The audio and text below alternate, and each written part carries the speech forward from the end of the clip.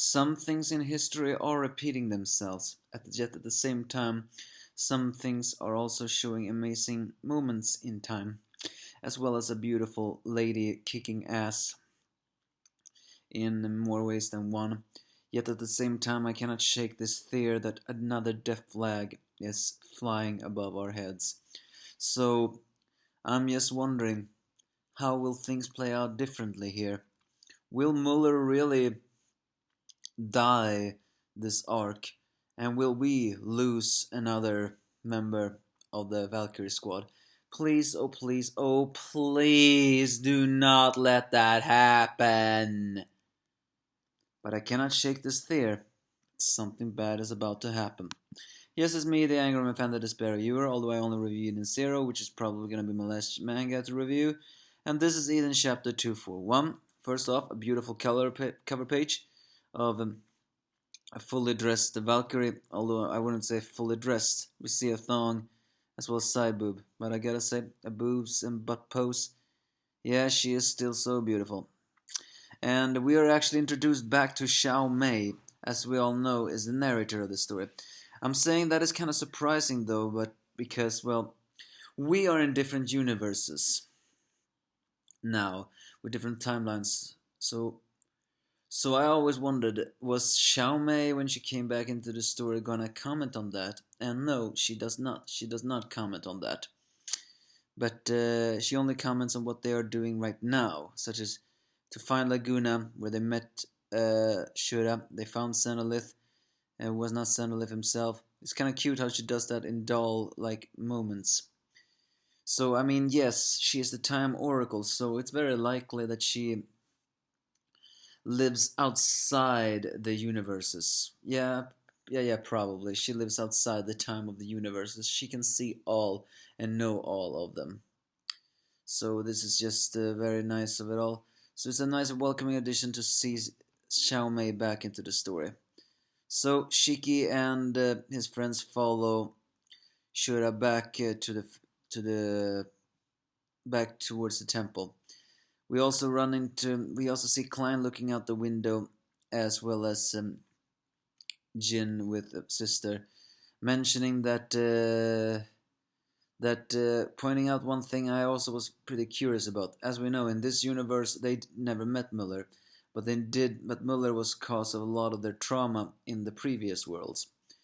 But Klein insists to sister that she is fine.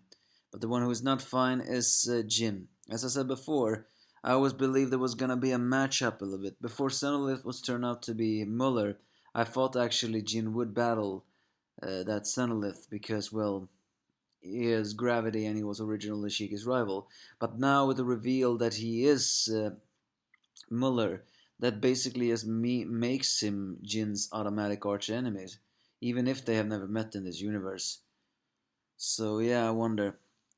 Laguna also reunites with Witch, who of course doesn't know who he is, but still says that suppose this is the first time we met, and he can only shed tears of happiness in seeing her.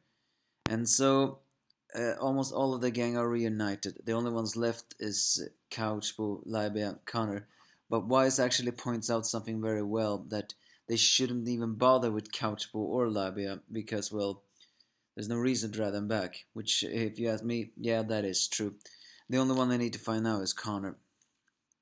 However, they have been joined strangely by, well, not strangely, but Zenolith in Mimi's body together with Arunai is now on the ship. Because, well, they want to help Zenolith somehow. Still don't exactly know how they can do that. But Anrunda follows with Seni, exactly what she called him in the previous universe, as Mimi in that universe. So Shura contacts Shiki almost the same way as when Goodwin contacts Shiki in the previous universe, as they get close, but then the armada of the Imperial fleet are now attacking, apparently implying that Muller have been able to hack all of them. So the Eden Zero steps in to save them, but the one who heads out to battle them all first is none other than Valkyrie. The only thing that is pretty fun, she heads out not in a night gear, no, she heads out with her body alone, but as she knows she's an android, so she has no need for breathing. And she quickly proves once again why she was called the Sword of Eden. She doesn't need a night gear or a cannon. She is a cannon and a night gear, so to speak. And what I mean by that is she mows down every single armada. Oh yeah, and we see a pretty nice side of her backside, still in the leotard she has now, which is pretty nice. But yeah, she mows down every single one of the ship, moving in such fast speed moments, even entering her overdrive mode, which is probably her battle dress. In it, she has an even more exposed leotard, as well as, I wanna believe, even bigger breasts. Huh. Although open cleavage, but her ponytail is also loose, which makes it almost that her hair is longer, showing the Odin Buster, although her Odin Buster looks more reminiscent of laser beams fired from circles rather than swords. That was unlike Homerus. With those ships, she cuts them all down, as the oceans realized that they stood no chance against the four stars, even from the very beginning. This is the true Sword of Eden. This is the true power of Valkyrie. And I really pray she lives this arc, but I cannot shake this feeling that something bad will happen. Back on the temple, Muller realizes that Shura is heading back, but he feels like it's no difference because the Empire is doomed. And why is it doomed?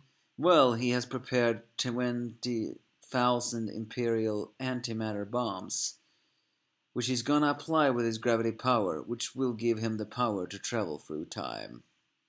Which, yeah, isn't that a nice callback? Yeah, that's exactly how the Nero Empire arc ended, the antimatter bombs. But as we know, though, I think though Shiki's, no, sorry, Muller's calculations are wrong. For what I believe it, the only way, as we know, yes, in a way he is right. He can travel back in time.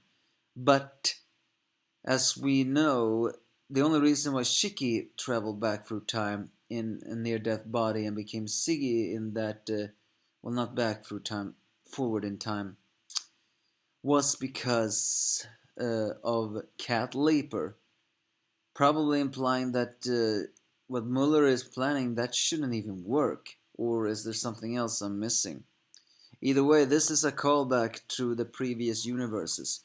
Now Muller intends to use the gravity of the antimatter bombs, and if it's unleashed, not only will the temple be annihilated, but so many more planets will as well. So yeah, please do not sacrifice another hero just for them to get away. No more sacrifices! It's time the heroes win for once.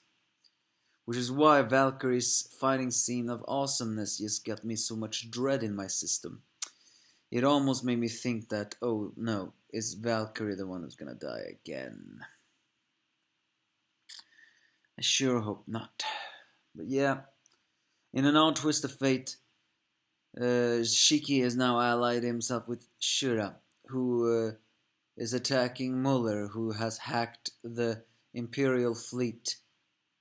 So yeah, the one who needs to defeat Muller is Jin, after all, because he has personal moments there.